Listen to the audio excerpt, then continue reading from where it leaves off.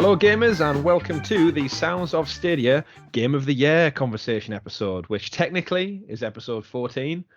We are going to number it just to stay consistent. My own personal OCD would not allow us to put it up in the recording list and just have 1 through 13 and then a random one without a number. I don't know if you're in agreement, gentlemen, but that would it wouldn't sit cool with me. So Tilted. Nice and tidy.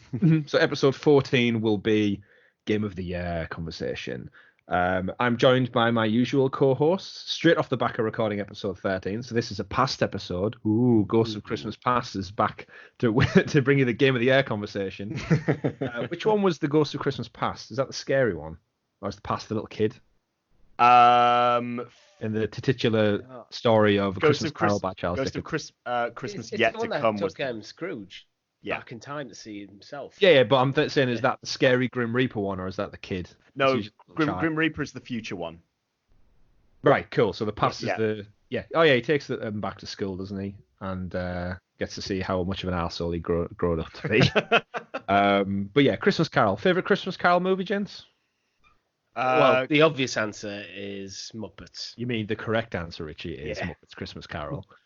There are obviously many others, but yeah, that's my favourite as well. So Muppets Christmas Carol. It's got 100% more Muppets than any other version, so that is true. Although there is one with Ross Kempin, I believe, for ITV, and he's quite a big. But is he a Muppet?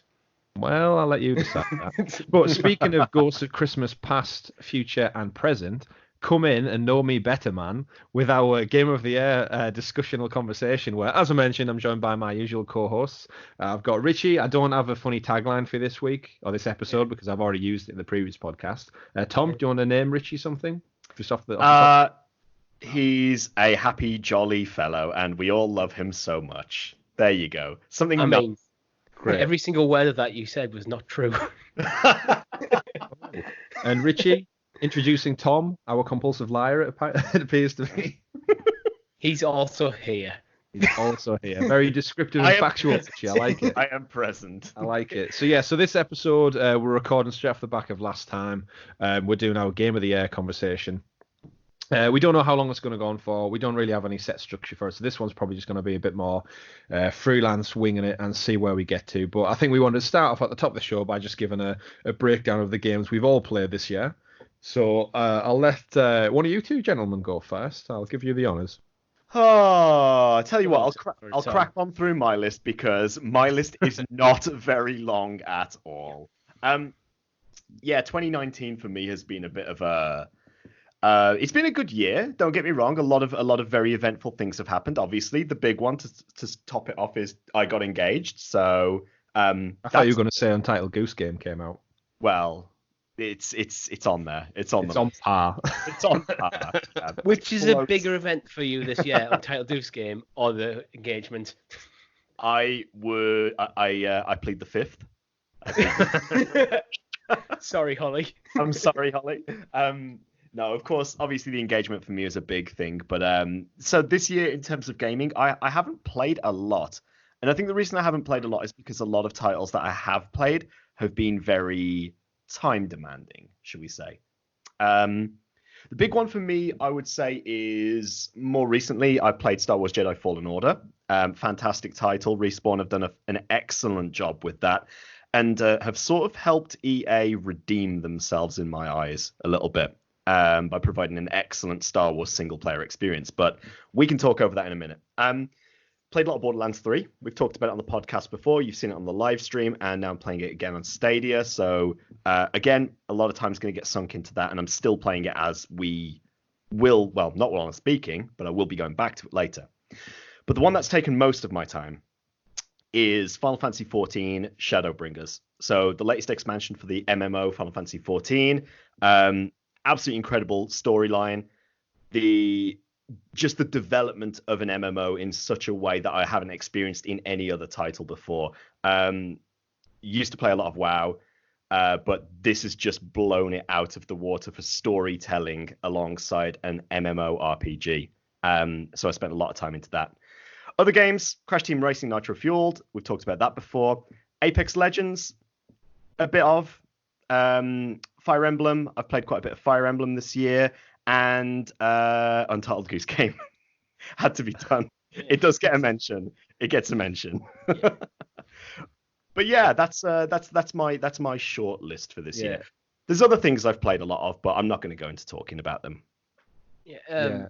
For me, mine's it's been an interesting year for me with games because I think I mentioned to you earlier that I don't think for the first 8 months of the year I actually bought a single new game. The reasons being is one, nothing really came out that interested me, and two, I actually bought a house this year, so a lot of my funds were kind of Achievement taken unlocked. elsewhere. So Yeah. a lot of achievement Adult unlocked, level which you can get on Stadia now. up. No, not for buying a house, but that'd be nice. I know, Yeah, but Real get a life house on achievement. buddy Stadia. pass, Richie. Where's my buddy pass? Yeah. That's the spare bed. Yeah. Yeah, so a lot of my money's went elsewhere. So I've kind of this year, especially for the first half of this year, been jumping into games that either come out on PlayStation Plus or games that I have played previously, but because I had a lot of other games to play at that time, I didn't give the love they deserved. So I've always wanted to go back. So my list, Link's Awakening is the original is one of my favorite games of all time.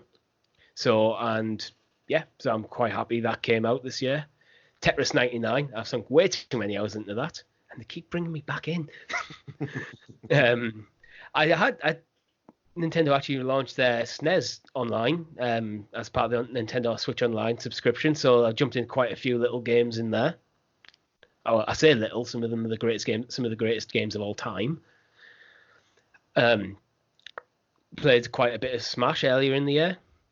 Jedi Fallen Order I want to give an honourable mention to this because I've only played about 4 or 5 hours, but I'm in love with it, and I'm waiting for the Christmas break, which is happened by the time you're listening to this. Ooh, Ghosts of Future Past. Yeah. Future Past, that's X-Men. Yeah. That's a different ghost altogether. Yeah. As Tom mentioned, Borderlands 3. Yep. A big one for me, for those who listened to some of the first podcasts we were doing, or what I was playing at that time, was actually The Witcher 3. And I never got the platinum. I didn't get it in the end. As of listening to this podcast, Days of Future Past, I'll have probably also jumped back into this. I'll have probably, I think, because the Netflix show came out this week. I'm really keen to probably by the time I listen to this, actually, I'll have watched them all and I'll have had a rekindled interest in Witcher. And because I've never completed it fully from start to finish before, and with such a quiet Christmas period, now I have finished Jedi Fallen Order. I have a really big inkling to get back into Witcher, and I think this is the perfect time to do it. On that, Chris, if you do go to do that, it does have difficulty-based achievements. Oh, I'm not committed. Yeah, I was just giving you a heads up there.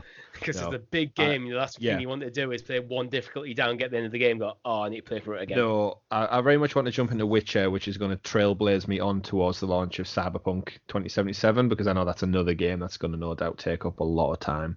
Yeah. On Stadia. Yeah, there's a few other games I'm going to give some honourable mentions to.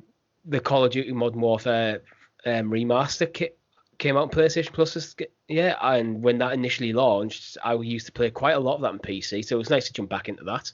All right, can you just clarify which version of a remaster is that? Just for Tom? Yeah, for my purposes, please. This is Call of Duty 4. It's no longer for the remaster. It isn't branded as Call of Duty 4, but it was originally Call of Duty 4 Modern Warfare. But they remastered it and got rid of the 4 to make things even more confusing. Thank you for clarifying. That's not the same as this year's Call of Duty Modern Warfare. No, right. So there's Call of Duty Modern Warfare and there's Call of Duty Modern Warfare Remastered, and the Remastered is actually a remastered version of Call of Duty 4 Modern Warfare. And not the new Modern Warfare. And not the new Modern Warfare. Right, I felt like we've all said Modern Warfare far too many times there. Now I'm confused. Yeah. I've mentioned on a previous podcast as well. I did jump into Borderlands 2 this year and a bit of the pre-sequel because it came on PlayStation Plus, and this is one of the things that got me so wanting to play Borderlands 3 on Stadia. But we finally got there. We got there before the end of the year. And the last one I've given an honourable mention to is Uncharted 2. Oh. But I think we'll go into that a bit later. Oh, yeah. All right. So onto my list. Played a lot of games this year, as usual. Just to give you a rundown, I think mine are in quite time specific. Starting off, we'll go top of the year. I think I played Resident Evil 2.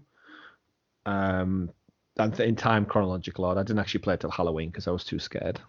I waited until I had friends with me to jump together you waited with. till I came round. That's it.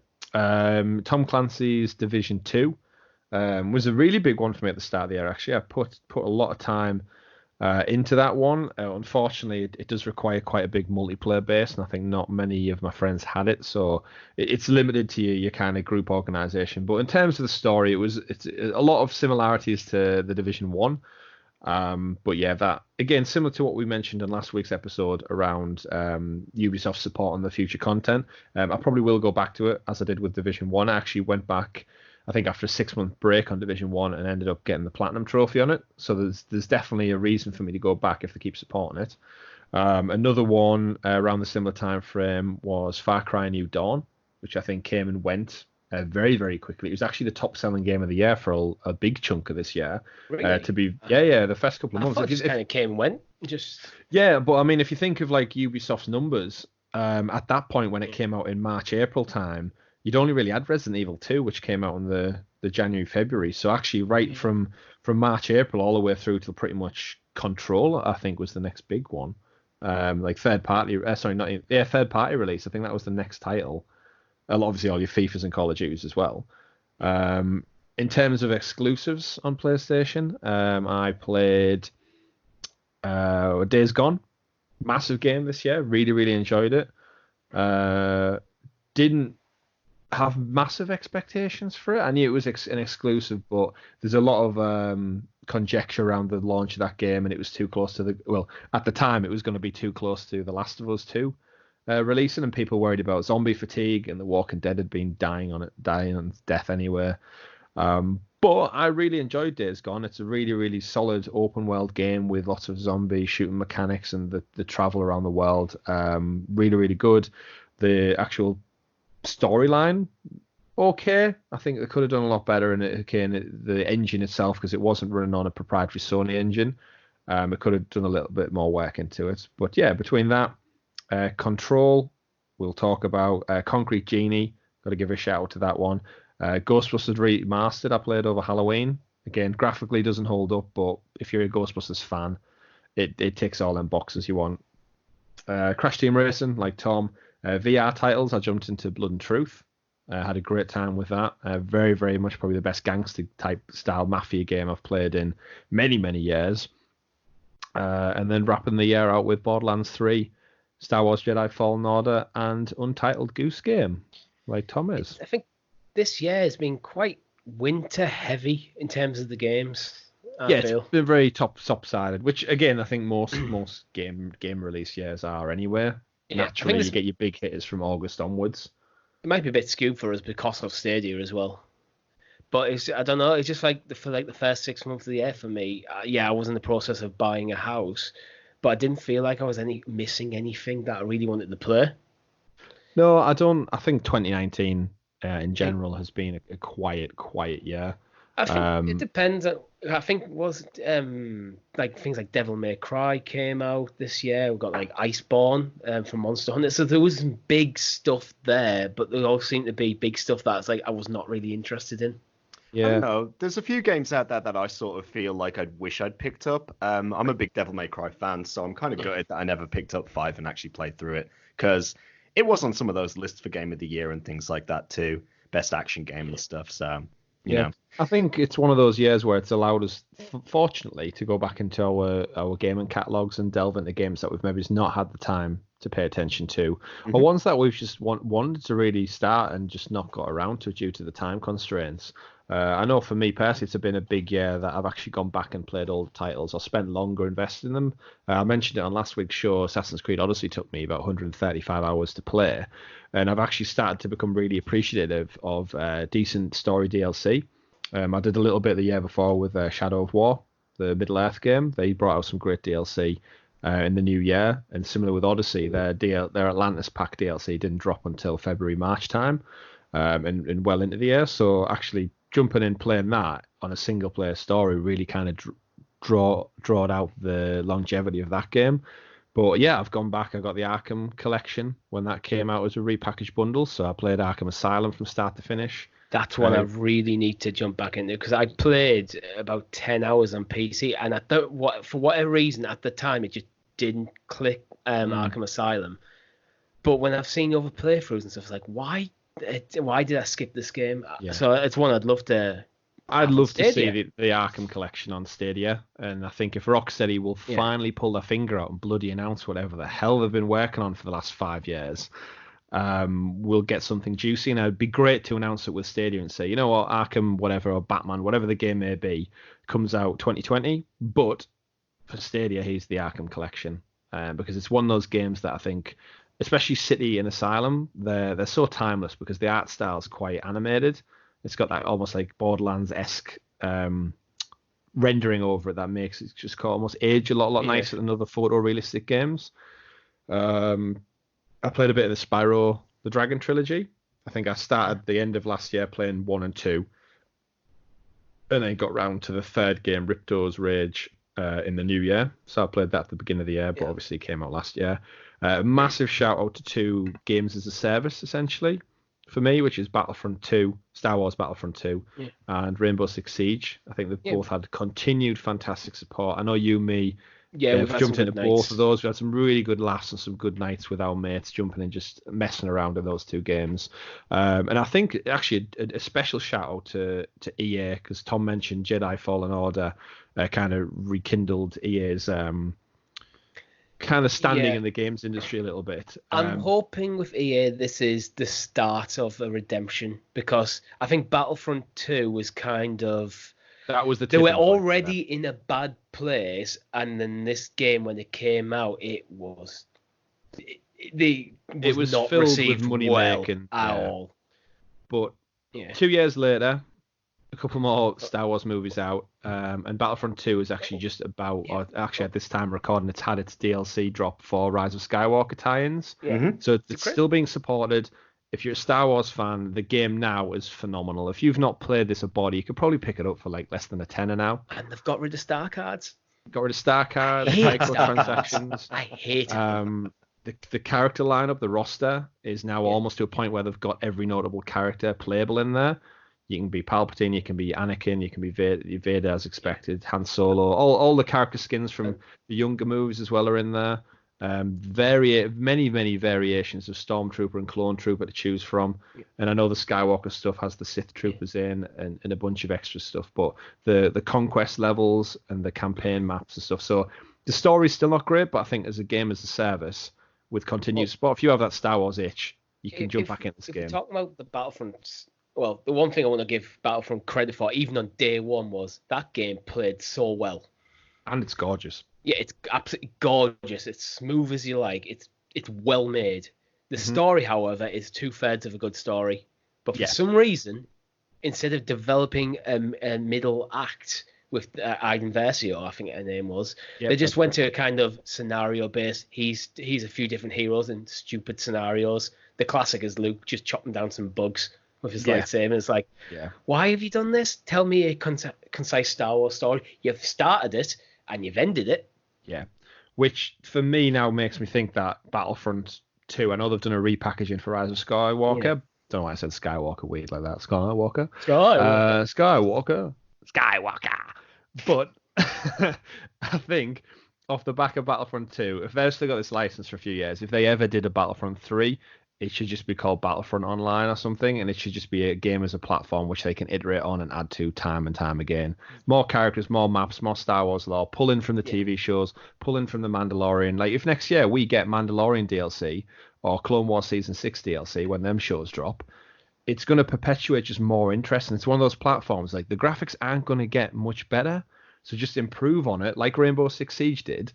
Add that more content to keep pulling back in, and Star Wars is a franchise that people will keep going back to, like what we've done for the entire last year. We just keep dipping into Battlefront every now and again. Imagine Battlefront on Stadia, Chris. You know, with how they've done with things like Grid, where you've got increased number of cars on the track. Imagine that in Battlefront with yeah. more X-Wings, more, especially in like the Conquest thing where you got people on the ground, you got TIE fighters in the sky.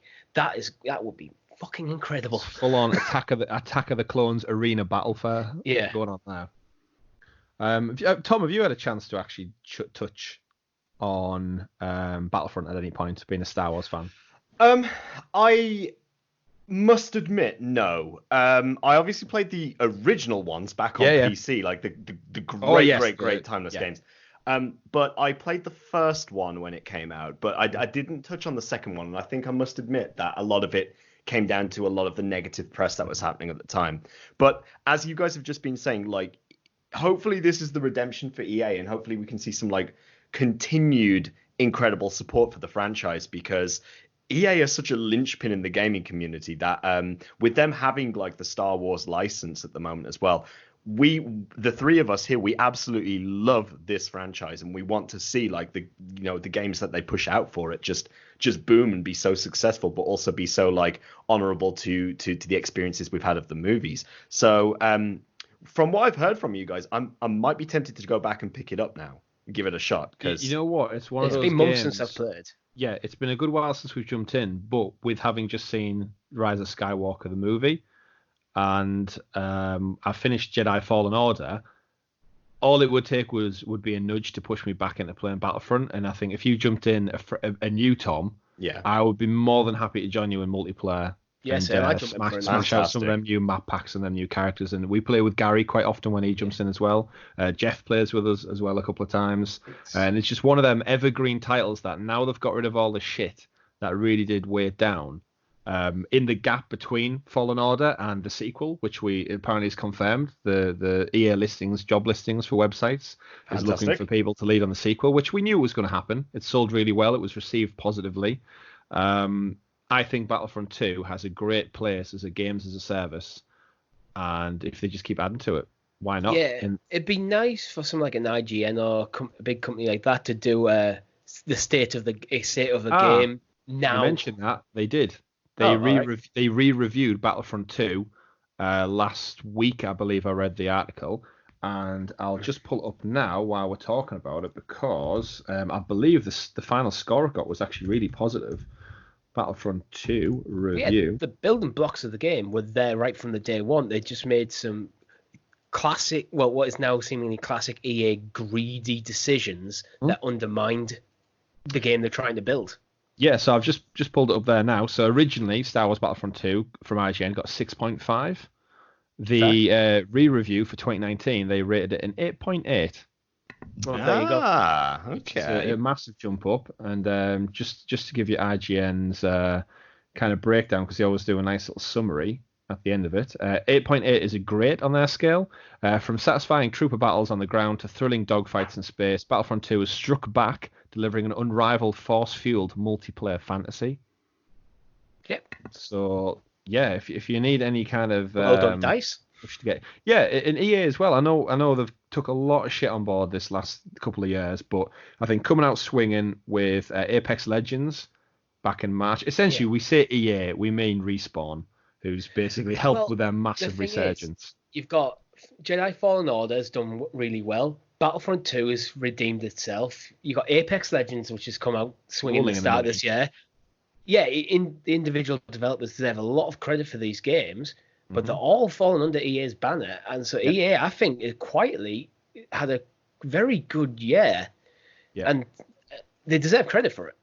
Yeah, they really do. And I think the thing with EA is similar to Ubisoft, is they do cover a lot of broad areas across sports titles and shooter titles. We obviously didn't have a Battlefield game this year, which I played Battlefield 1 last year. And I was very, very impressed with that. Very surprised, and I thoroughly enjoyed myself, which I'm not one for jumping into shooters all that regular.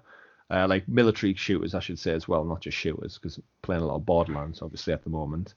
But in general, I think, if we talk about most improved developer / studio, I would say EA probably deserve it. I think Ubisoft have been quite consistent as a third-party one, but yeah, I'd say EA definitely, they're definitely back on track. They're making their reputation is being so tarnished by their decisions over the last probably 5, 6, 7 years. It's going to take time to rebuild people's trust, because if you remember, if you regular listeners might remember when Jedi Fallen Order was coming out, is I did not pre-order that game because it was getting published by EA. Yeah. Because I was waiting to see the reviews, and when the reviews came positive, I bought it. It's like this whole idea of like, once bitten, twice shy. Like if especially with a publisher as well, and someone with such a big name as EA, yeah, definitely it's one of these things that sort of has an impact on your consideration for purchasing a title. So hopefully they're on the upwards. Should we keep with Star Wars theme and jump into a bit of Fallen Order then? Yeah, why not? So we all have Jedi Fallen Order. Yep. We've all played it. Two of us to completion. I think Tom, you also have the platinum trophy. I'm correct. I have got the platinum now. That's so correct. we've played it. I am still a few weeks detached from getting the platinum trophy. Absolutely dying for a new Game Plus mode, because I'd love to jump back in with all the abilities and powers that you gather. And just go through that story again and just explore the worlds and the map, and just super overpowered, as you want to do with all new Game Plus modes. I can't wait. Yeah. So Richie, I think we established you're still on the first planet. Yes. Potentially. Well, I've just left it. Just left, yeah. So you're about to open up the galaxy into a wider scope of things. Still spoiler free. Steps into a wider galaxy. Exactly. Jump to light speed and head off there. But I think between me and Tom haven't finished the game, again, still spoiler free for anyone who's just got it for Christmas and you're lucky enough to jump in afresh. And Richie, you just ruin it for you now. Yeah. I would be pissed if you did. I wouldn't blame you.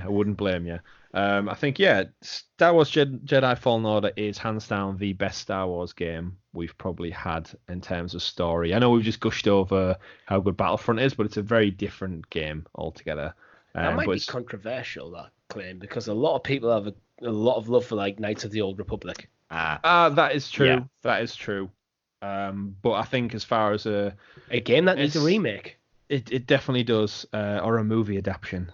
A trilogy of Knights of the Old Republic. Give us both. I'll take both. Yeah, just to give us both. But I honestly think for character development, gameplay, and mechanics, we spoke about it in previous episodes around how Jedi Fallen Order kind of pulled together the best elements of every game. It's third-person action game. It pulled from Uncharted, Tomb Raider, Metroid-style games, hack and slash, Naughty Dog's tropes on first-person storytelling. Within the Star Wars universe, and I think in terms of the way it connects the lore, the individual stories, the way it folds in the bad guys and the interactions that you have, and the action style fighting and the music, everything's so good in that game. Give or take a few jittery frame rate things and a couple of bugs here and there, both the ones that you kill and the ones in the actual game.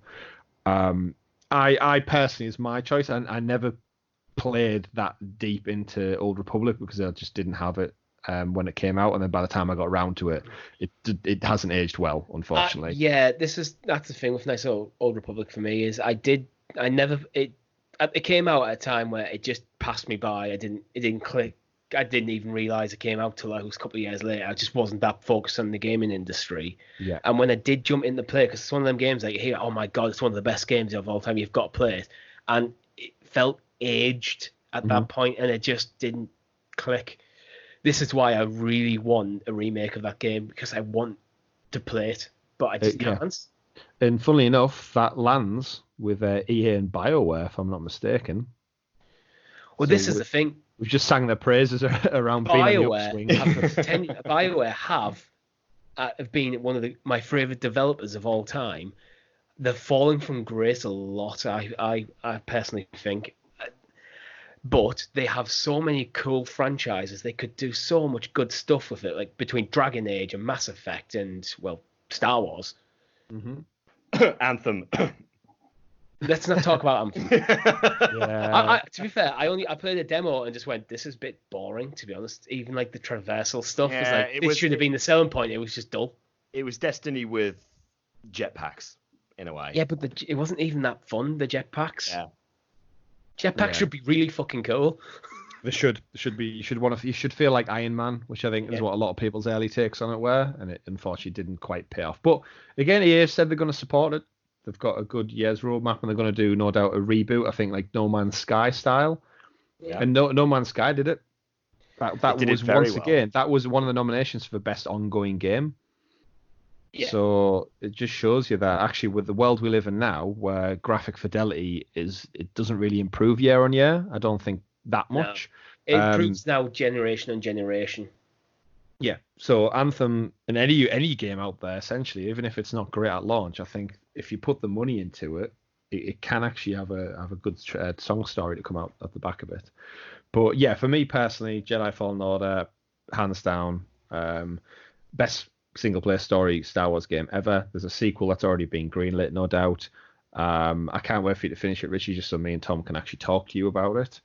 Because for anyone out there who's listening who has played and completed it, whew, Some moments, some very spicy moments. solid moments. I'll see how much time I have over the Christmas break, but I do have some work I need to take care of, so You need to it's kill. going to be a busy Adulting. Christmas for me. Adulting.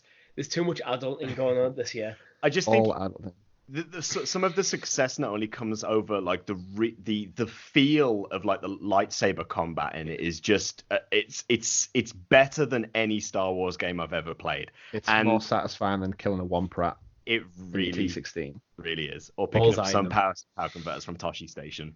He never got it. I wonder if he ever went Never back and got his power converters. converters. Never got his I think he did. I'm Oh, pretty did he? sure. I You'll think have at some to- point he went back and got some. You'd have to play the game to find out.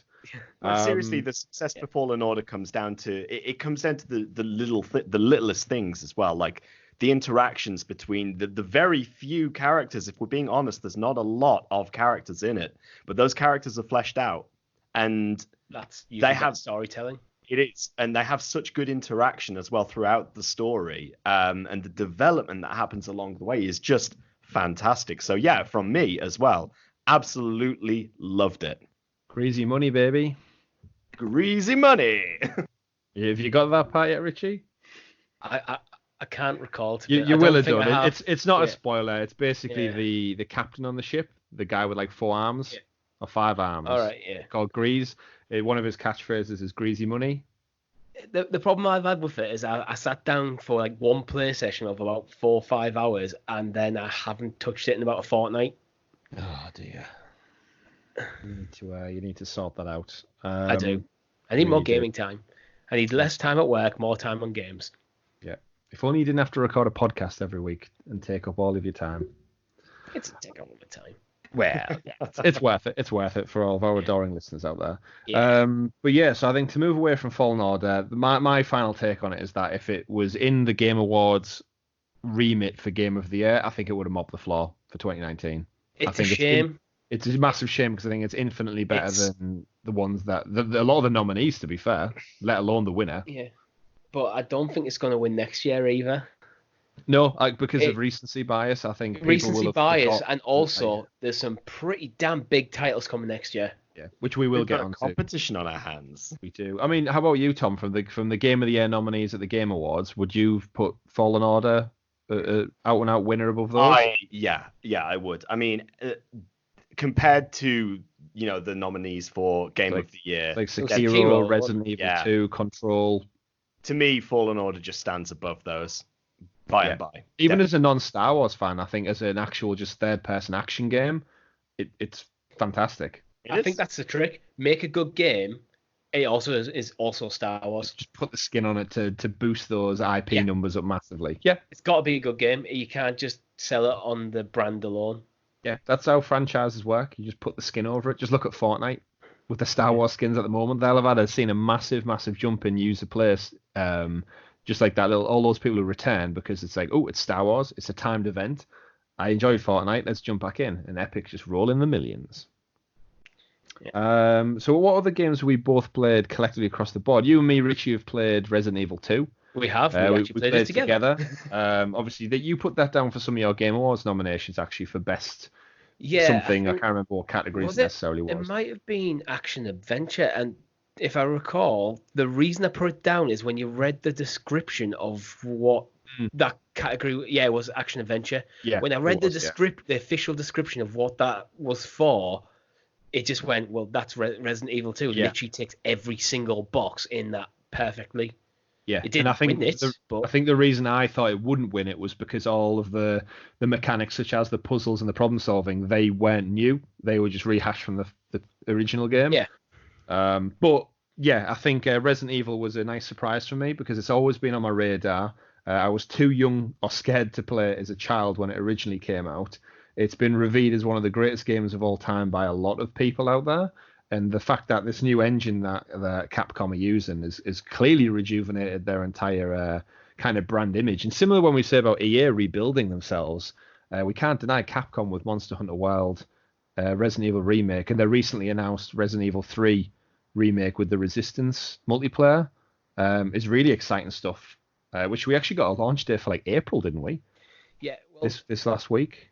from what I've heard, the behind the scenes of it is it was actually intended to be the package together, but So because two of time and three, constraints, yeah. they split it out, and this is why is it Project Resistance? Yeah, that was what they sandwiched initially into petitioned it Resident as. Evil 3, so to pad out that game. So yeah, that's why we'll get such a short period of time between 2 and 3 because 3 was half done already. Yeah, but that for Capcom, that turnaround time is fantastic. So you have like the massive tail that is Monster Hunter World with amazing tie-in DLC as well. That's been coming out for that. It was their best-selling game, I think, of all time for Capcom. You know what? Yeah. I think it's a brilliant move because Resident Evil 2 is critically well received. People love it. So people are going, okay, I'm okay for Resident Evil 3. There's enough time between them that people are not having fatigue. And then they got Project Resistance as the multiplayer to carry them out till the end of the generation. Yeah, and it's one of those things that I'm gonna have you round again actually, so we can complete Resident Evil 2 because will not jump into it on my own because I'm a coward, and I just don't like being scared. It's human nature not to like being scared. So for those of you out there, I was like, I'm the same. It's a game that I've really enjoyed playing with you. There's no way in hell I'd sit down on my own and play it. Yeah. Agreed. It's like when you sit down and play like Dead Space and things like that, just can't do it. Yeah, just cannot do it. Did I tell you before? I think I told you before. I can't remember if it was on stream or on a podcast. When I got Dead Space as a humble bundle, and I didn't look anything into it. I just jumped straight in. I thought, oh, cool, this is a sci-fi action game. I was fucking wrong. Oh yes, it's very scary. Nope. I was just like, nope, do not want to play this game. Uninstall, gone. Actually, one of the ones that has me on edge for that is The Last of Us 2, because I think that's another one where there's some moments in those games that are so scary, and I think I'm always masked by, it's Naughty Dog, it's the people who made Uncharted, it's all going to be fun and sunshine and bullets, and actually there's some tense moments. It's not a horror game though. It has these very tense moments, but it has these really moments of levity where the classic is when you came out and you saw like the giraffes walking around. Was it? Yeah. The city? It's like you have these moments where a horror game like Resident Evil 2, your relief moment is when you're in an area that you've already been and there's no zombies left. Yeah, you know Mr. X can't fit through the door, so you feel quite relieved and calm. But yeah, Last of Us had some moments like the particular part in the basement when you have to turn the generator back on, and there's a bloater in there somewhere, and you've got very limited ammo, very limited vision, and you have to think it's when you turn the generator on and the engine starts to make a noise, and you know for a fact that's going to draw clickers and everything to you. And but aside from that, I think Resident Evil 2 we thoroughly enjoyed. I'm really intrigued by buying number 3 with the Resistance multiplayer because I think I'll enjoy the multiplayer if we can get on with a few people. I know Gary will be buying it no doubt day one. And it's something that's definitely spiked my interest with it being so critically received. And I think that's probably one of the reasons I bought it for this Halloween. I've got to say as well, for me, that Resident Evil 3 was also sort of like my first big Resident Evil. When I was younger, I sort of skipped over 1 and 2. 3 was the first one where I actually got like interested in the series. So I'm massively looking forward to seeing Nemesis. I've dabbled with all 3, 1, 2, and 3, but on my own, they're not games I enjoy. Yeah. So I've never completed any of them.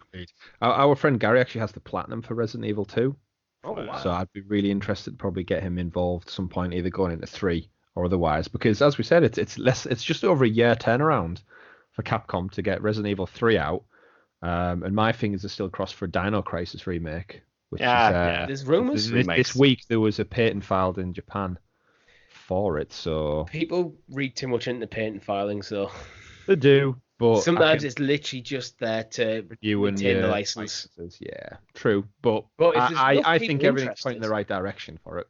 But Definitely. what I think some companies do is they let it know that they're refiling these patents just to kind of judge interest. And if suddenly there's a lot of buzz on the internet, it's like maybe we should look It's at a green free lighting this. way of greenlighting fresh ideas of dead franchises. So yeah, Especially when you're going to do it already. We're patenting this anyway, so let's do it. I think a few of the little shout outs then to games I played this year that they never get my game of the year, but I enjoyed them thoroughly nonetheless. Concrete Genie, I know I told you guys when it came out, it was like a little indie darling almost, made by a really, really small studio, Pixel Opus over at PlayStation. It was just a nice little palette cleanser between big AAA titles. Very whimsical, very artsy. Use the motion controls of the DualShock 4 to kind of graffiti neon artwork everywhere. It's a bit of a throwback. Yeah. Actually have them. utilising it. But you know what? I really enjoyed it. I do get the Platinum Trophy in it as well. I think I finished it completely wrapped up in probably under 10, 12 hours, if that. It's a one weekend game. Yeah, very short game. But you know what? It was a nice little delight. And if anyone's out there who doesn't want something like massive multiplayer, open world, expansive thing you jump into, and it's no doubt going to be on sale in the new year for like 15 quid or something. Yeah. Highly recommend it. And yeah, it's just something a bit different. Really enjoyed it. Ghostbusters Remastered, I think, was another one that I said I jumped into. I remember talking about that over Halloween. It had that spooky theme that I was really interested with. Plus, I'm a huge Ghostbusters fan. It's a very very rough remaster. Don't get me wrong. They put no money or effort into actually porting this over to the next gen. It's almost a carbon clone with like just slightly polished off edges. Well, you know what? Maybe with the new Ghostbusters film coming out, they might reinvigorate the franchise and we might get a good game out of it. That would be phenomenal. There's a good game in that franchise. You know what, Richie? Really is. This is the good game that's in that franchise because this is the third movie. It was wrote by Dan Aykroyd and Harold Ramis before he passed away. Yeah. It uses all the original voice actors. It's got all the character skin models. It does so many nostalgic beats towards the original Ghostbusters movies. It threads them in beautifully. The locations you've seen in the movies you go back to. And yeah, this very much in this is Dan Aykroyd's words himself. This is the third movie because they never thought they were going to actually get it off the ground. And without knowing how good Ghostbusters Afterlife is going to be yet, it still might be the best we're ever going to get in terms of a continued storyline. You know what I think would be quite cool for the Ghostbusters franchise? A kind of take on like Dark Souls. Remove the crushing difficulty because it's Ghostbusters. It needs to be fun. But you know where you kind of it's an RPG, you're traveling around this area, and as you're going around, you explore, then you keep looping back on yourself, you're finding new bosses. I mean, bosses and Ghostbusters, you can see that's going to work. Yep. And the ironic thing is, everything you've just said there is very lightly touched on this game. To get the Platinum Trophy, I had to play it on the hardest difficulty. Yeah. And there's some sections in that game, whether it's down to bad game mechanics or just overall difficulty, I died many, many a times. Very similar to a Soulsborne game. But you're totally right in terms of boss fights and variety of bad guys. They're just ghosts. You can just make it up. There can be anything. Just make it a dead variant of it. But in terms of actual gameplay mechanics, it lent itself really, really well because the Proton Pack within the game, essentially the character of Egon does loads of different upgrades. So you've got the slime attachment, which works. You can slime tether things, so there's a lot of puzzle solving going on where you'll actually attach some slime to like a box or a crate, attach it to a cog or a wheel, and then that'll link the two together and move items out of your way, a bit like Zelda does with the what's it called, the energy stream thing that you can move orbs and stuff around with. The magnesis. Yeah, it's in the same way as Jedi Fallen Order does with the force pulling stuff, where you're moving large objects around. So the puzzle solving mechanics are there. And yeah, you get different elements of the Proton Pack. You've got your original power stream. You've got like a blast mode, which is almost like a shotgun. And you've got like a machine gun mode, which is like a power surge variant. So you've actually got different four entry kind of weapons, and you can level up and alter them throughout the game. But yeah, totally agree with you there. If it did take off and rejuvenate the franchise, I think the concept of Ghostbusters alone, catching it's very much like Pokemon, actually, capturing things. This is what I was kind of thinking. Complete your ghost make decks. This where Pokemon's often considered to be the baby's first RPG. Make this baby's first Souls game. And I know we got the mobile Pokemon, Yeah. not Pokemon game, sorry, the mobile Ghostbusters game, which was a take on Pokemon Go. I Yeah. can't remember what it was called. It was Ghostbusters something. It came out the wrong time though. It came out at the time when the franchise was kind of a bit dead, rather than coming out at the height of the franchise. If it came out next year, I think it'd do a lot better. There you go, Ghostbusters World, where you battle and capture ghosts, multiplayer boss raids, PvP ghost battles. Ghosts are everywhere. Collect hundreds of ghosts in Ghostbusters World for mobile. So the mechanics are there, but yeah, if you're a fan, definitely jump in. I think I bought the game brand new. It was only 24 quid, so I'd imagine the sales is going to be even better. But yeah, obviously no, they're not going to get Game of the Year, but a little shout out to those. Tom, you and me put a lot of time this year into the best racing game of all time, in my opinion, Mario Crash Kart. Team Racing. Yeah, Nitro we did. Refueled. Yeah, we did. Do you want to give us a little bit of your rundown of thoughts and stuff? I know, Richie, you mentioned something in your Game of the Year racing nomination about microtransactions plaguing it and stuff like that. But for me and Tom, who've both put many, many hours into this, and competitive races, we'll say And as you're well. bankrupt. Yeah, I've got no money left. Yeah, That's no for money other left. reasons. That's for adult reasons. Yeah.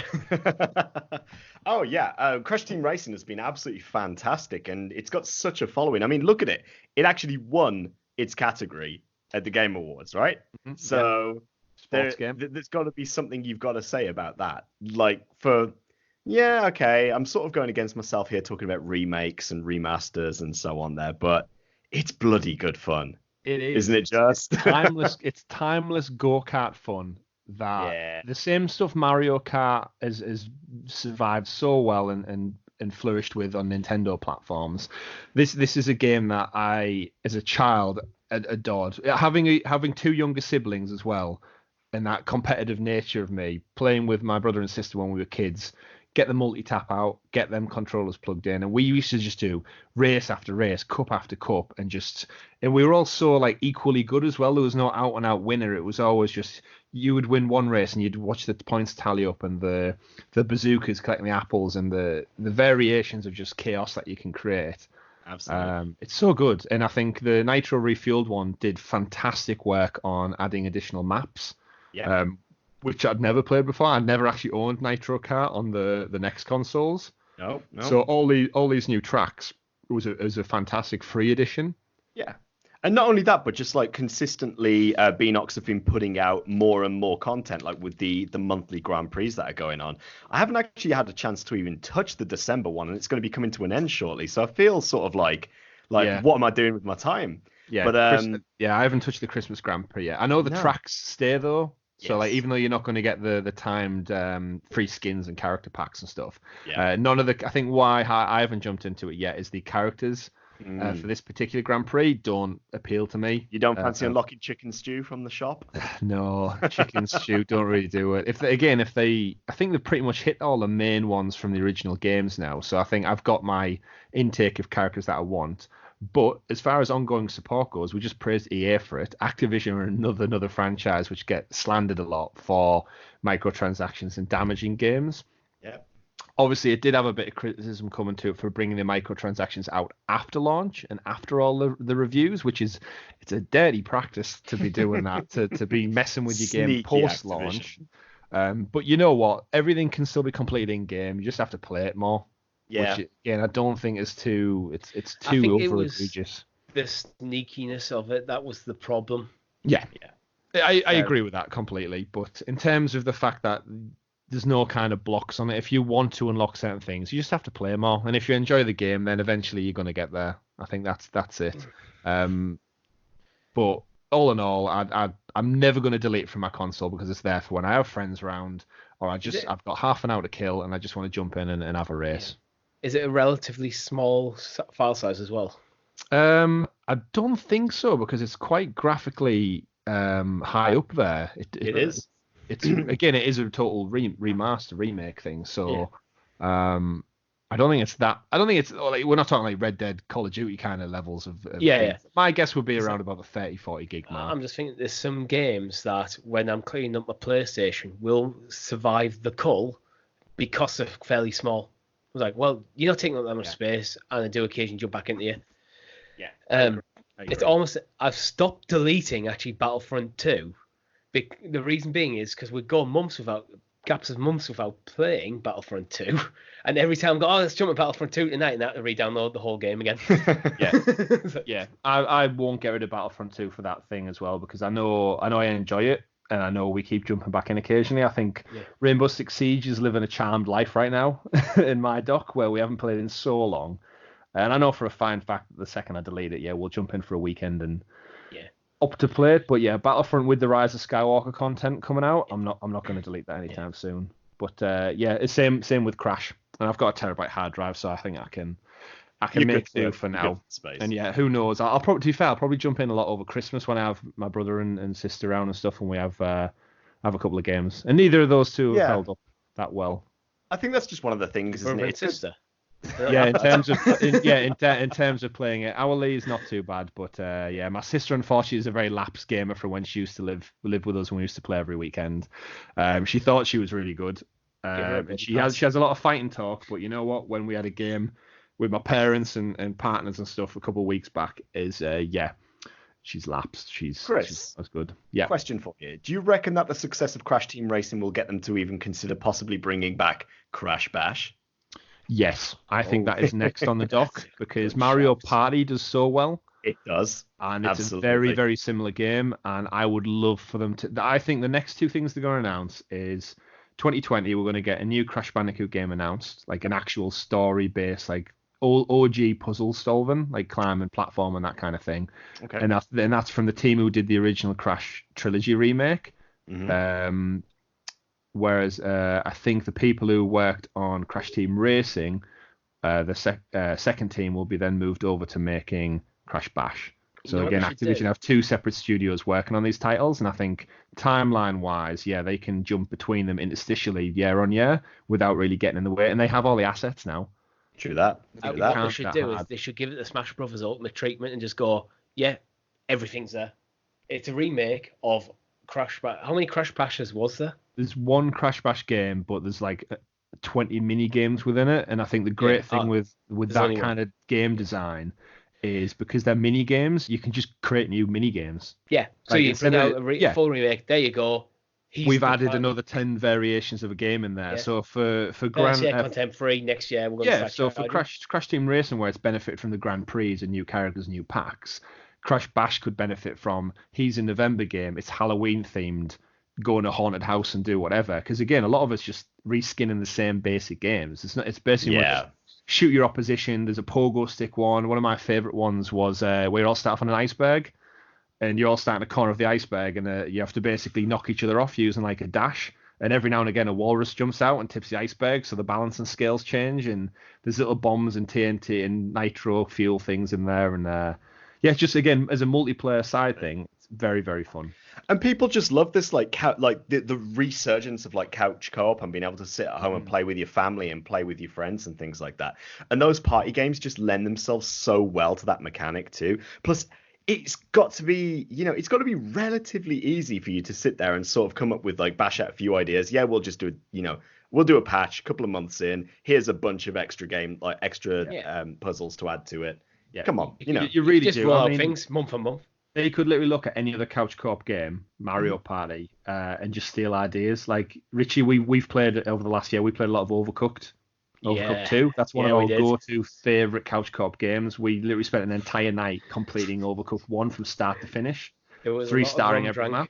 There's nothing to say Crash Bash couldn't just do a cooking themed level where you've got to compete to make dishes and add the, so you're trying to feed Koala Kong or something like that, and he's really, really hungry, or the tiny tiger because he's on steroids. He needs his protein. Crash, Coco, Paula, everyone get in the kitchen and make something, and the one who makes the food first, you win. That's the benefit of party games. It's just random shit that has a competitive edge to it for points. Done. You can take any game. Any game and kind of fold it into that, and I think that could work really, really well. So that's my money. What I love about Overcooked is just how into it me and you get when we sit down to play. You played Overcooked, Tom? Yeah. Yes, I have. You need to jump in with us. And I love it, except when I play it with people who make me rage. Because Because don't follow they're the trash. instructions. They're trash and they don't know how to cook Yeah. or how to throw me something when I need it to be thrown to me. Yeah. Me and What do Chris you are mean you quite put a competent. carrot in the onion soup? Now I We're have to throw competent, the and the whole communication pan is usually on point. Yeah. Put the burger in the bun and put the bun on the plate. Yeah. Communication is key, and me and Richie have it down to a fine art. Well, we don't even need to talk. We just go, yep, onion, yep, chop. I don't think it make for good. Our communication would make up for good streaming because it's literally just often one word. That is very true. But yeah, if Overcooked ever comes to Stadia, we need a three-way chef kitchen going on. I think that's one thing that Stadia is actually missing at the moment is things like party games. Like, I think how easy would it be to port the Jackbox party packs across to Stadia? That's a shout. Yeah, that's got to be instantaneous. Like, surely they can do that. Like at the click of a finger. I might even email Jackbox. Yeah, because you come to Stadia. I mean, it's done using cloud technology already. You're on the podcast if you come out to Stadia. It's going to email Jackbox games while we are talking right now, gents. Yeah. Because to be honest, like with the Jackbox games, you don't even use your console because it's all just done through their own server, isn't it? It's just a web link that boots up the game on screen and you use your mobile device to play the game. So even with Stadia, you just wouldn't need the console, which is the benefit of Stadia. So for Jackbox, that would work seamless. Great party games. Well, at the moment, I'm starting to get quite conscious of time, and we've only actually covered Chris's game of the year. Nah, we're just going through the list. Yeah. Just shout them out. We'll just talk about anything. This is just general game chat. It's going to be a special. Yeah, it was on 55 minutes. We could go for hours and hours and hours. Let's just keep going. All right, let's keep going. The year is young. All right. Well, I did mention earlier Uncharted 2, and I did say, I'll get into it a bit later. The reason I jumped into Uncharted 2, as I said at the start of the podcast, was this year has been a year of me jumping back into games I didn't give enough love to first time around. And Chris, you'll remember this. When I didn't have a PlayStation 3. So when I got my PlayStation 4, Chris, it was actually on your recommendation that Uncharted's like, you need to play this. And I timed it perfectly. So I played Uncharted 1, 2, 3, Last of Us, and then straight into 4 as a kid on day one, which meant I literally just played through the story. So this year I actually had time to just go back in, and I got the platinum. Hey, and that game, I love it. It's the pinnacle of the Uncharted franchise for me. I love Uncharted. I do. I really hope we get a new one announced for the next year. And I don't think Sony will let that franchise die. So I think that new secret studio they've got working on an unknown game, I think it's a Uncharted spin-off or some kind of something to continue the franchise. I think Naughty Dog are definitely done with it now. I think they've served their time on it, but as a franchise, I'd love that to go on. Well, it wasn't Lost Legacy meant to just be DLC, but it got a bit too big, so they just subbed it out to a full game. And Lost Legacy is a great game in its own right as well. I haven't played that yet. There you go. So off my recommendation, Richie, of Uncharted Collection and Last of Us, then there you go. I recommend Lost Legacy to you as well. And Control. Yeah, Control to the both of you. Yeah. I think that's going to have to be in the list now to actually sort of And you know what? If Control came to Stadia, that would be ideal because we could just do a Let's Play with it. Mm-hmm. Because the two of you not played it. So I'd love to see you. And it's very story driven and very trippy. So there's going to be a lot of like talking points in there where it's like, what the F is going on here? Control is my game of this year that I wish I had played. I wish I had found the time to play. That I wish I hadn't skipped. That's a good shout. What about you, Tom? What's your game that you skipped this year that you'd love, that you wish you really got around to? Like I say, Devil May Cry 5, just because I've played all the others and I'm a big diehard fan of the Devil May Cry series. Way back when on the PS1, wasn't it? Devil May Cry 1. Wow. I just absolutely wish I'd gotten around to it. But I never did. Oh no, Devil May Cry 1 was PS2. I'm sure it was very early PS2 actually. Yeah. I remember there were definitely PS2 for the bulk of the. It was PS2. They're ones I never got into. I had a friend who played them, and it was just something about it. I think it was the name actually that at first, at the age when the first ones came out, there's something about the name or the art cover or something just put me off, and I was like, this doesn't look right. I was in that dark phase of my life where I was feeling very emo. I think that might be what it is, I think is the cover art for like Devil May Cry 2, was it someone with like long hair or something? Devil May Cry 2 is sort of the one that's a little bit I'd probably say that's the low point of the series, apart from DMC, which Richie's talked about before, talking about DLC to me before. So DMC, not DLC. Yeah, that's the only one I've actually played. I probably played the worst in the franchise. But to be honest, that over-the-top action, it just doesn't do anything for me.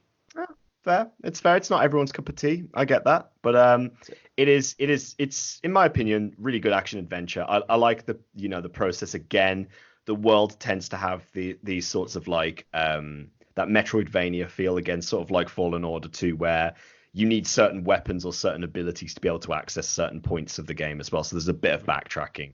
Yeah. And I've just always dug that, enjoyed that. So yeah, Devil May Cry 5, kind of wish I'd played it. Will probably go back to it because it is rated really highly as well. Yeah, again, it was in some Game of the Year nominee discussions as well. So yeah, was it actually nominated for Game of the Year? It might have been. I don't know if it was Game of the Year, but it won one of them. I'm pretty sure. It was definitely in a couple of the categories. Yeah, but I'm just looking at the artwork for Devil May Cry 2, and yeah, the box art is definitely one of the reasons that put me off. I think it was that white-haired, emo-looking guy in the front. Number 2 was very much that. It was very much that sort of feel. But again, another shout out to Capcom, adding to their phenomenal resurgence. It's another string to their bow that out of nowhere they've pulled out one of these franchises. It's done them really well. I think Monster Hunter has been a bit of a led to a resurgence for Capcom, because I think that doing so well behind the scenes probably given a lot more cash to actually chuck into these things, where they're kind of just dwindling a bit as one of the, because there's such a long-standing part of the games industry. I think Monster Hunter definitely given that new lease of life. It did, and it's funny enough because Monster Hunter is accredited for just being essentially the best Pokemon game that we've been wanting ever, because it's just a massive open world thing where you're hunting these creatures essentially, and I think it just attests to how much people are crying out for an open world, modern, high graphical Pokemon game instead of getting rehashes of the same formula in the same like animated art style. I like the same formula. There's certain things about Sword and Shield which made me not interested in that game, where they've deviated from the formula. Well, Sword and Shield's mine, where it's on my Christmas list. So at the time of listening, I might be playing it right now as we speak, in the future, but in the past. I don't like the experience share being. The experience share always being on is a deal breaker for me, because I've never used experience share in a single Pokemon game. Really? No, I don't like it. Because I like to play by training my team, not by taking my starter and relegating everyone to the background. I want to actually develop my team. Yeah. Richie looks at Pokemon like you look at friends. You've got those of you've had for many, many years who've built up loads of XP with, and they're your top go-to ones, and the ones at the bottom of the pile are like, Well, I always kept my levels fairly balanced because I'd rotate my team.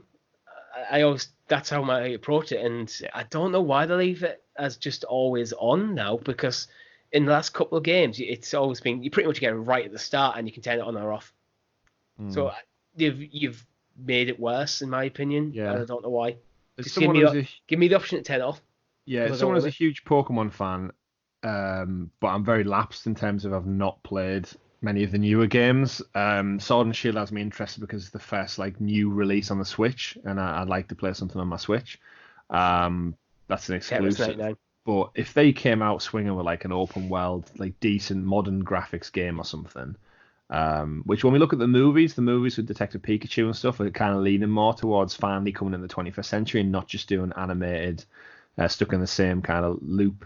One day I've got my fingers crossed when Nintendo's engine catches up with PlayStation 3 and Xbox 360 style, we may see. I don't know. if you strip them, if you took every Nintendo game and got rid of the art, the that art style that I'm talking about, that rendered cartoony look. It's very anime. It's which I appreciate. It's very Japanese, and there's a lot of games, especially all Nintendo's exclusives, that lend themselves to that fantastically. But yeah, you give me a Pokemon game that's got like AAA Monster Hunter World, Horizon Yeah. Zero Dawn style graphically animated Pokemon, and I get to go out into a Yeah. genuine open world with Ubisoft style save points and areas to roam and fight them and stuff in Yeah, live there's action. so much more they could do with that franchise. It The lends problem itself is so well. they're not going to No, because we are not their target demographic. nope, we're And not. and to be honest, generation and generation, Pokemon has been made simpler. Mm. They've made it simpler, more user friendly, and Kid friendly. yeah, kid friendly. Yeah, Yeah. Which isn't a problem. I just think as a long-standing fan for 25 plus years, well, I'm yeah, just ready for I that actually next do. thing. In some ways, think it is a bit of a problem because Pokemon was always a child's game right from the start, and they've dumbed it down a bit more. Yeah. Well, I know think, that they probably have to because there's more mechanics, there's more systems in play now than there used to be.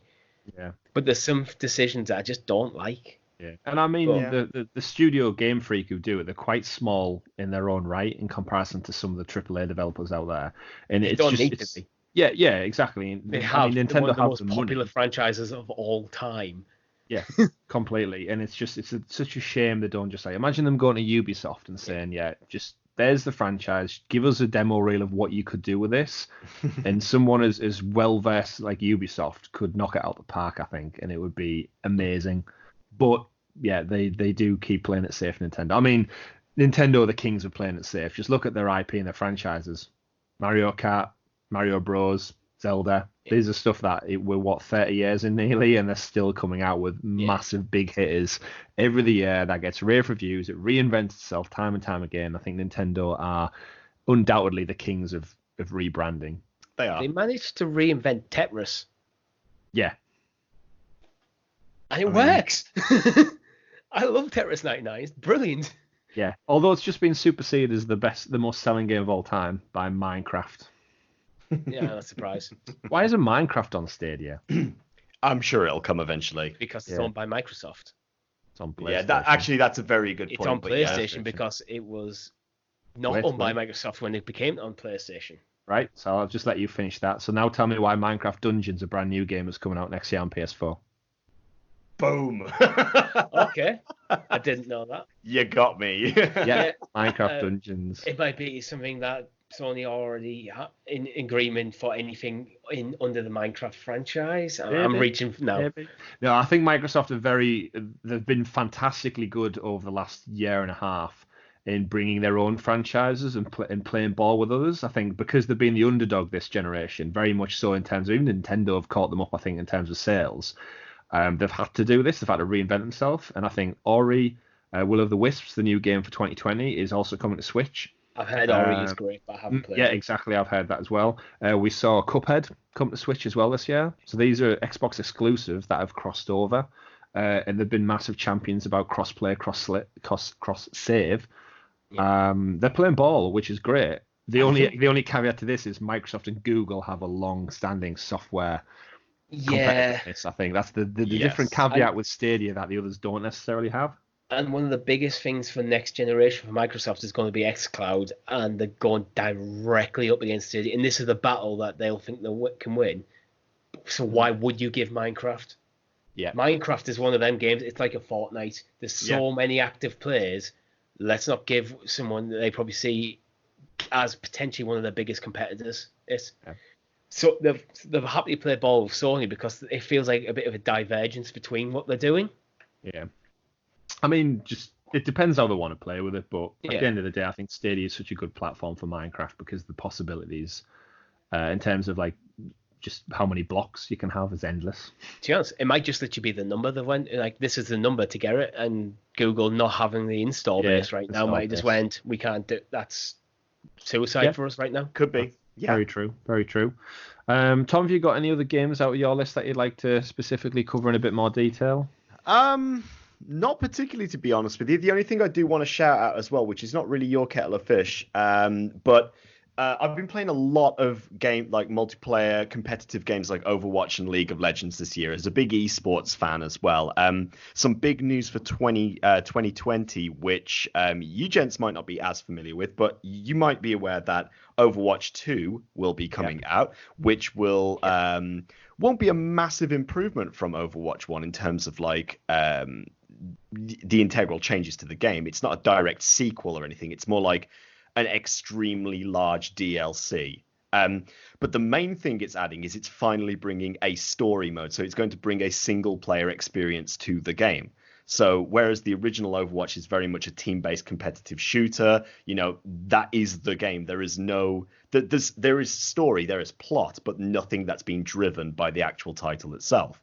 So Overwatch 2 is very much focusing on actually taking that story forward, where it's also using a new engine. It's going to add additional characters and so on too.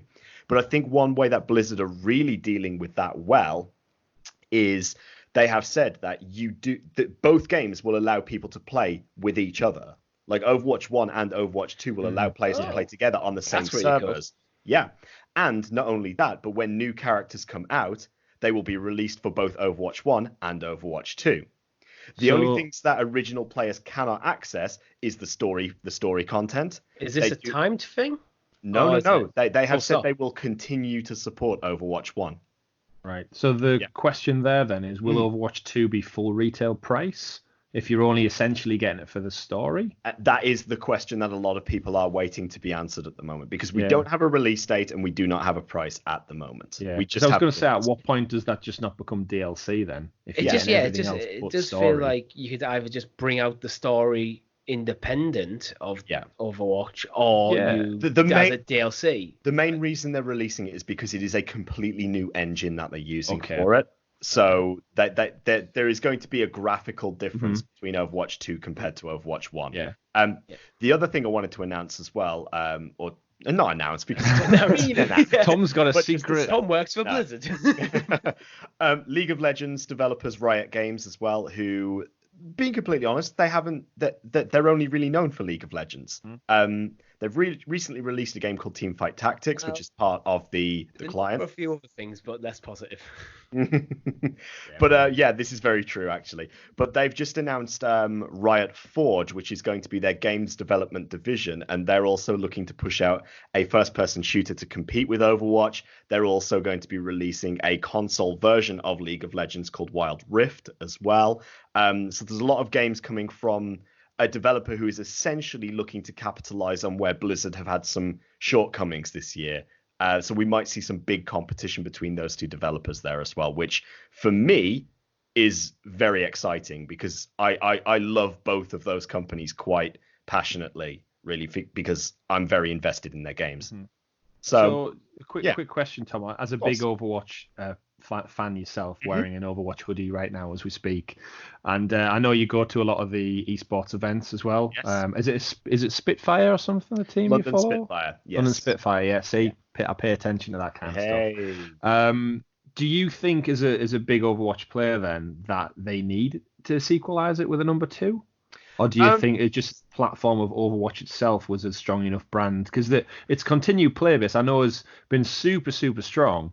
I know it has dwindled a little bit probably this summer, but hopefully, do you think they're doing this as a rejuvenation thing to bring people back? Or just from your point of view, I'd be really interested to know what you think it needs it.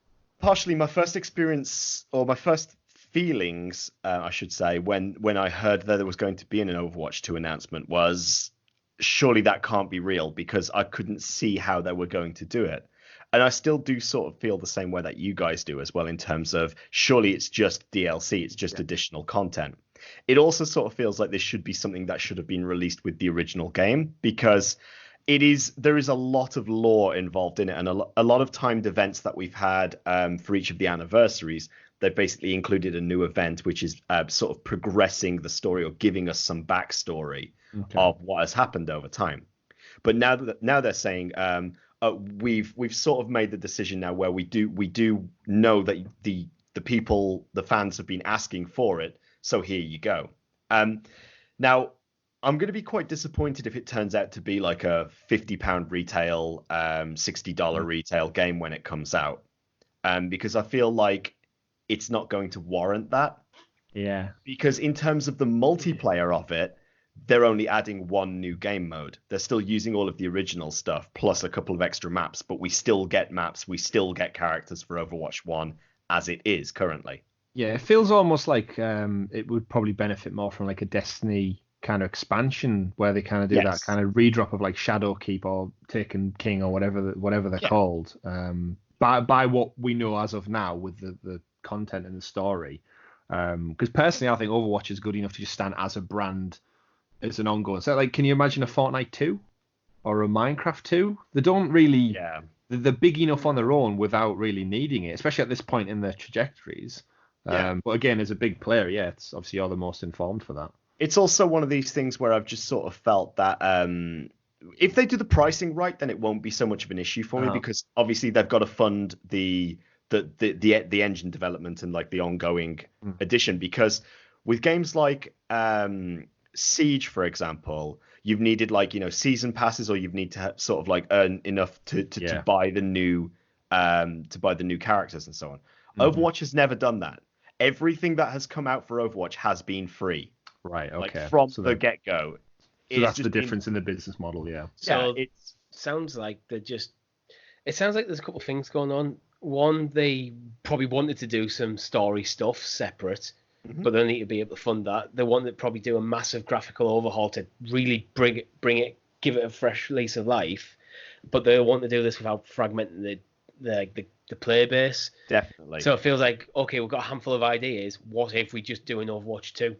And I think one of the big things that they said at BlizzCon was that it is a very experimental way of moving forwards, because they are going to try and do things that no games company has done before in terms of delivering a quote-unquote sequel. Is there any microtransactions in Overwatch at all? Loot boxes, but it's all cosmetic. So it's all cosmetics. Maybe they're seeing that dwindle a bit, especially from the core player base, who've probably got pretty much everything they want. Yeah. So it's like, well, people still love this game. There's lots of people playing. We need to get some money back in to rejuvenate it, to keep it going. Yeah. And also they need to fund the esports league as well. So Overwatch League this year, season 3, is going to be the first season where every team will have home games. So the past 2 seasons, it's all been US based. Yeah, it's all been in California, apart from a couple of home stands which were in Atlanta, I think San Francisco, and I think possibly New York. But I could be very much wrong there.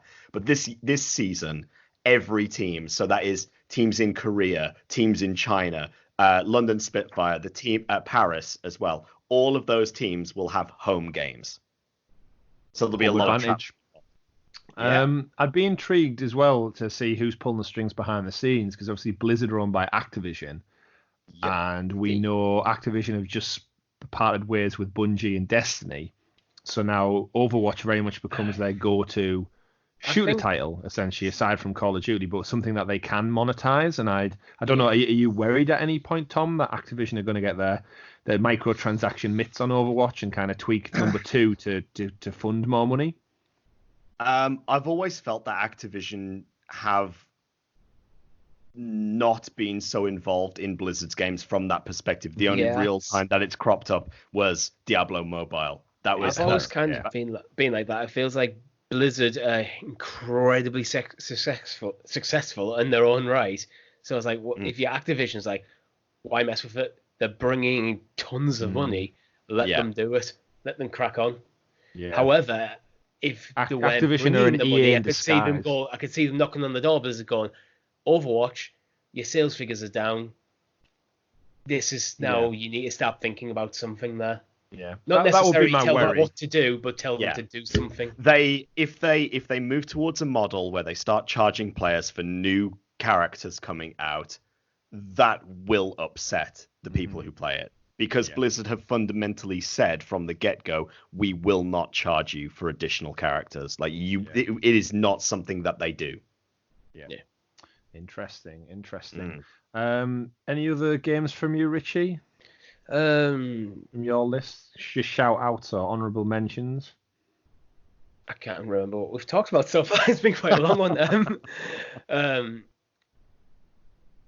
What Remains of Edith Finch? Yeah, What Remains of Edith Finch. That was a PlayStation Plus game. I really enjoyed it. I do kind of like them often like small, very narrative-driven titles. They make good palate cleansers, especially between some of the big open-world RPG style stuff. To just be able to jump into a game and get the platinum or complete it within like a weekend.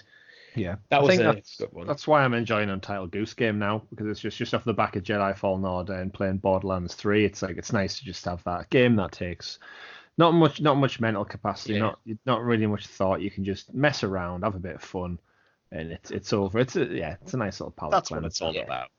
It really is. The one I would recommend to both of you, if you haven't played it, is the remake of Link's Awakening. It's a great game.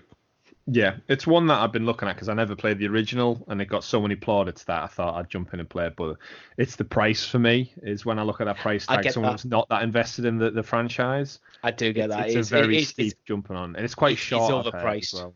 Yeah, it is overpriced. No Nintendo, it isn't going to come down anytime soon either, which is the problem. I just borrow it from you, to be fair, Richie. Yeah, I can do. I'll do your swapsies on something. I'm just going to check now, if you bear with me.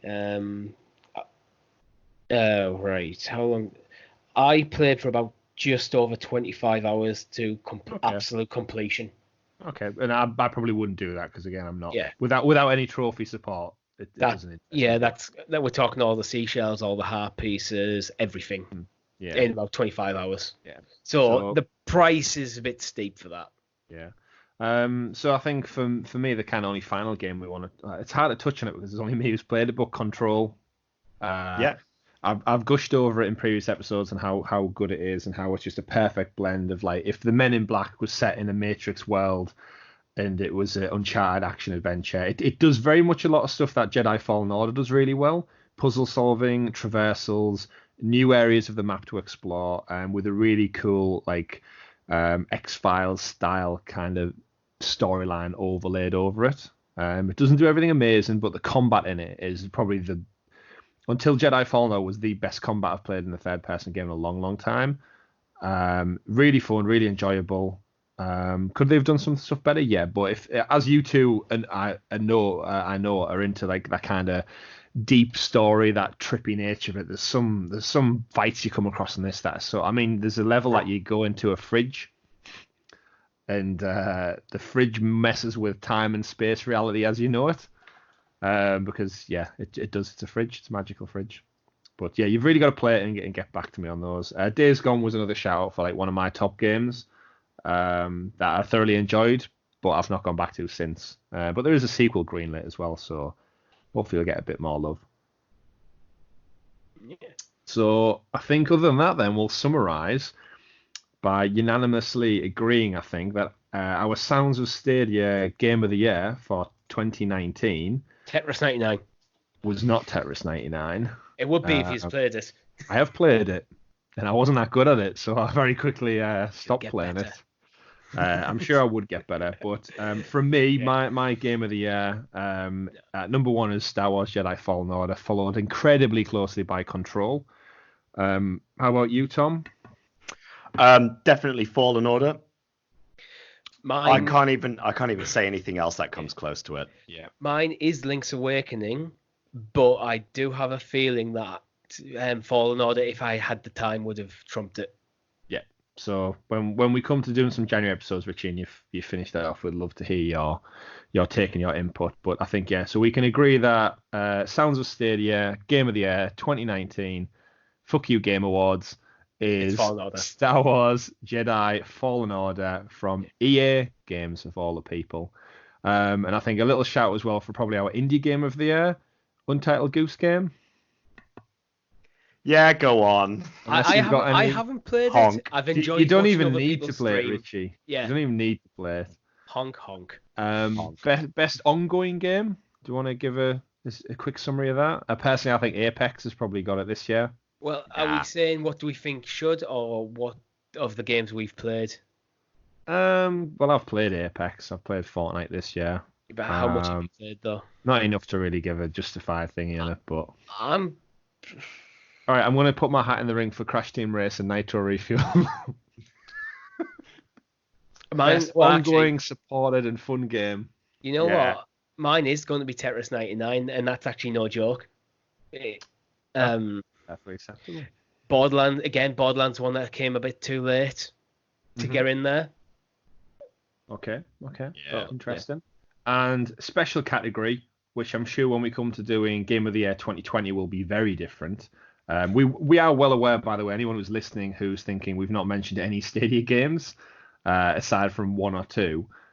This list hopefully will be a lot bigger next year, and we'll be able to talk Hasn't been any. Well, exactly. That's why we're kind of limited. But we definitely didn't want to limit our Game of the Year discussion to that. And Game of the Year covers every platform. We're not biased here in the slightest. But for us three in particular, I'd like to know what your Stadia Game of the Year is. So this is the game that is only playable on Stadia at this moment in time. Only playable in Stadia. Not exclusive. Like out of the Stadia portfolio, out of the Stadia portfolio that we have. Right. What is your favorite game you've played on Stadia this year? That's easy, isn't it, for me? It's Borderlands 3. It's Borderlands 3, definitely. Borderlands 3. All right, interesting. I love Tomb Raider, but to be honest, it suffers because of how old it is. It's not as good as Borderlands. See, for someone who hasn't played a lot of Borderlands 3 at the moment, I'm very much getting the vibe it's more Borderlands 2, which I loved entirely. But having only put, at the moment in time, 2 or so hours, I'd actually say Tomb Raider is my Stadia Game of the Year. Because playing through that again, especially during our live stream, it just... I mean, we spoke about during the live stream, actually, how much it held up really, really well in terms of... Obviously, not graphically as such. You say that, but I'm admiring those screenshots that we took on my phone. And for a game that came out in 2013 originally, in the amount of time I've played on Stadia, I've put more time on Stadia into Tomb Raider than I have any other game. I think I'm about 3/4 of the way through the story. And it just reminded me of like how good the story, the leveling up your weapons and tools, and the way the little mini map areas, the collectibles, in the kind of events that Lara goes through and becoming essentially a Tomb Raider.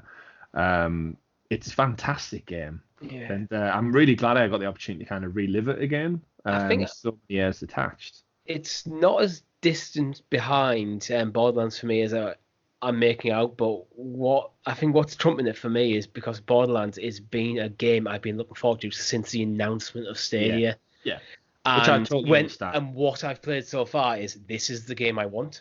Yeah. This is what I want from Borderlands. Once I've wrapped up in Borderlands, I'll probably think completely different, and Tomb Raider will become an afterthought. But I have to give credit where credit's due for for this specific category that I've just made up in the last few minutes.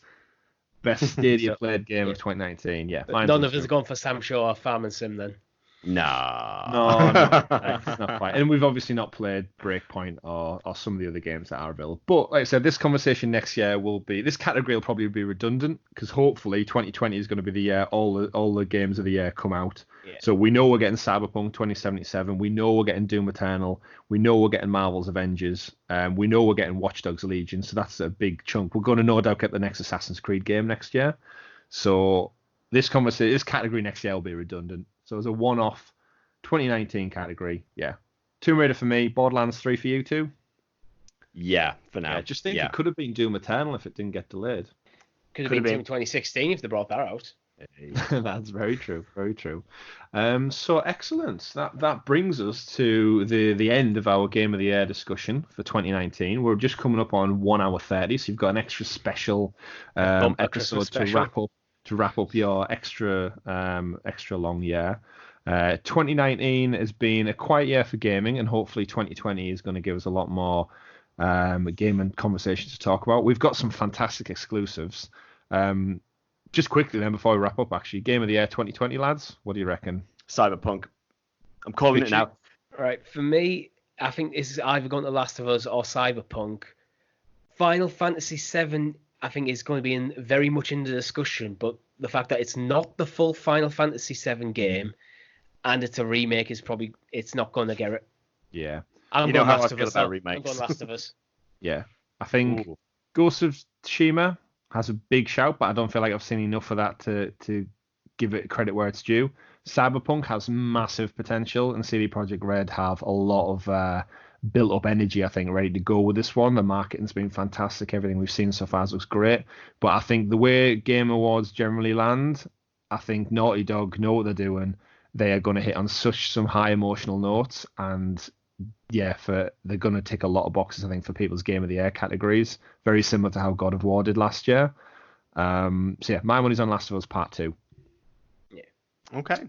I think Doom might be in the discussion as well, but I won't get it. Not a chance. Not a chance. I just don't think it's not. It doesn't tick enough of those boxes to fall into it. Yeah, I think it'll be one of the from what we know. I think it'll be in the nominees, but I think it's the top 3 for me are going to be so far in front.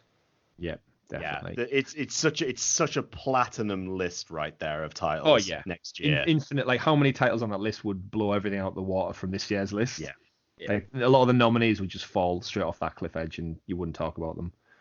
But Half-Life Alex, actually, that could sneak in. You don't know. Yeah, I think it won't because it's VR. Yeah. Who put Animal Crossing New Horizons in this list? It's a new exclusive game from Nintendo, and for all we know, there might be a new Mario game out. There's definitely going to be another Assassin's Creed game out. Breath of the Wild 2 could be out. Breath of the Wild 2 is That's a good point. Is rumored. Very possible. It's going to be a crazy. At E3, Nintendo usually they haven't really announced what's coming next year. Yep. And they tend to do a Nintendo Direct early, either January or February. So next month or February, they might turn and go, oh yeah, it's going to be this. It's going to be late next year, towards Christmas time. Mm-hmm. You'll hear more at E3. Yeah. And Nintendo will benefit from having a massive title like that when we've got to remember next Christmas is PS5 Xbox launch. Yeah, so they're going to need something to pull people's mind share away from 2 next-gen consoles. Well, this is it. And that'll do it. And the Zelda games, especially if you look at E3 where they're I'm expecting Sony to be back. Stadia is probably going to be there. Microsoft are going to be there. Nintendo are going to need something to go, look at us. And the Zelda game is a good way to do it. Yeah. 100%. So that brings an end to our Game of the Year discussion. Thank you to everyone out there who listened. Remember, you can find us over on all those podcast platforms, Google Podcasts, Apple Podcasts, SoundCloud, and all the other ones that are available to listen to out there. Don't forget to jump over to our YouTube channel and check out some of our videos and our live streams that we've been doing throughout the end of 2019.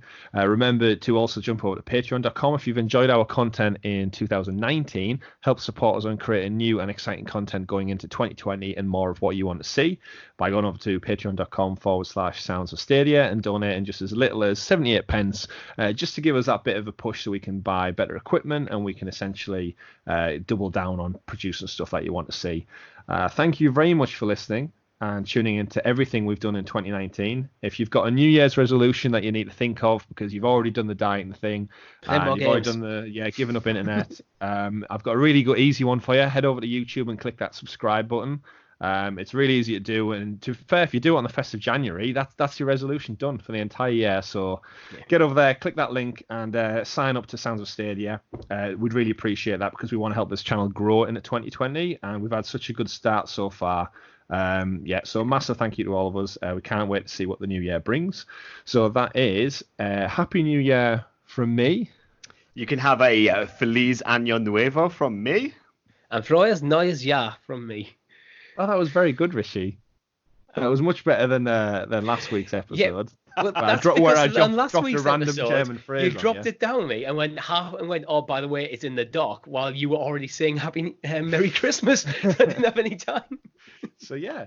Happy New Year, everyone. Happy New Year, everyone. Happy New Year. Happy New Year. All the best. And we've been Sounds of Stadia. Thanks for listening. On to the future, 2020.